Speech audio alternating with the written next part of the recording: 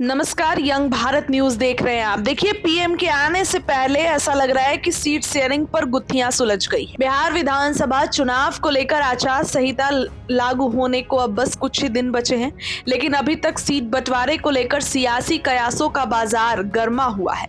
इसी बीच एनडीए के अंदर के जो संकेत मिल रहे हैं वे एक उम्मीद जगाते हैं कि इस बार सीट बंटवारा जल्द ही साफ तौर पर सामने आएगा। बीजेपी, जदयू और अन्य घटक दलों के बीच धीरे धीरे बन रही सहमति बिहार चुनाव की दिशा तय करेगी और इस गठबंधन की ताकत को भी परखने का मौका देगी। खास बात तो ये है दोस्तों कि इस बार सबकी नजरें अमित शाह के दौरे पर टिकी है। जी हां, आज पीएम आ रहे हैं भले ही, लेकिन परसों अमित शाह आ रहे हैं जो इस पूरे समीकरण को अंतिम रूप देने वाले हैं। जानकारी के अनुसार जदयू और बीजेपी के बीच लगभग बराबर सीटें बांटने पर सहमति बन रही है। छोटे घटक दलों को भी उचित हिस्सेदारी देने की तैयारी है। चिराग पासवान को तीसरा सबसे बड़ा हिस्सा मिल सकता है। जदयू और बीजेपी के बीच 102-103 सीटों पर सीट बंटवारा होना है। इससे एनडीए की चुनावी तैयारी को मजबूती मिलेगी। सीट बंटवारा का बड़ा ऐलान अमित शाह के बिहार दौरे के दौरान होने की जानकारी सामने आई है। जी हां दोस्तों, बताया जा रहा है कि एनडीए के शीर्ष नेतृत्व के बीच लगातार संपर्क और बातचीत चल रही है। सूत्र बताते हैं कि जदयू और बीजेपी के बीच लगभग बराबर सीट बांटने पर सहमति बन रही है। 102-103 सीटें दोनों दलों के लिए प्रस्तावित हैं। इसके अलावा एनडीए के अन्य घटक दलों के लिए भी सीटों का इंतजाम किया जा रहा है। इस बात का संकेत ये भी है कि अब एनडीए के भीतर सामंजस्य काफी हद तक बना हुआ है। एनडीए में शामिल छोटे दल जैसे चिराग पासवान की लोक जनशक्ति पार्टी, रामविलास जीतन राम मांझी की हिंदुस्तानी आवाम मोर्चा और उपेंद्र कुशवाहा की पार्टी को भी सीटें मिलेंगी।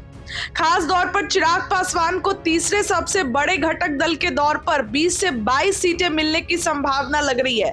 वहीं जीतन राम मांझी और कुशवाहा को 7 से 9 सीटें मिल सकती है।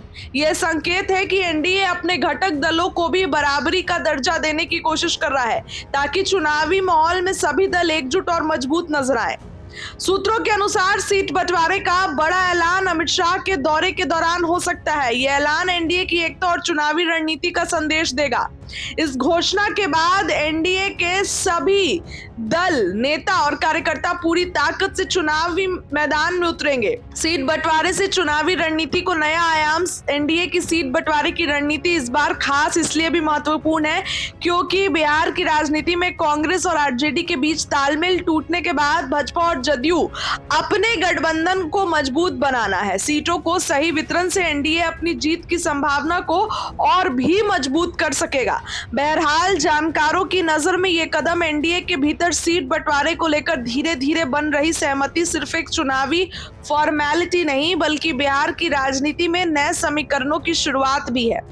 जानकार ये कहते हैं कि जदयू और बीजेपी के बराबर हिस्से, साथ ही चिराग पासवान जैसे छोटे घटक दलों को भी उचित स्थान देना ये दिखाता है कि एनडीए इस बार पूरी ताकत और एकजुटता के साथ मैदान में उतरना चाहता है।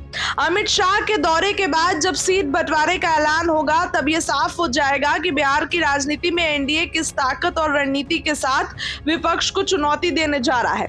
यानी चुनाव से पहले एनडीए का गठबंधन सिर्फ पन्नों पर नहीं बल्कि जमीन पर भी मजबूत होने की पूरी तैयारी में है। आज प्रधानमंत्री आ रहे हैं दोस्तों। बताऊं कि दोपहर के बाद ये रैली होगी और क्या कुछ होगा इसमें वो भी आपको बताएंगे, लेकिन सीट बंटवारे पर ऐसा लग रहा है कि सब कुछ क्लियर हो गया है। फिलहाल उसका इतना ही। बहुत बहुत धन्यवाद।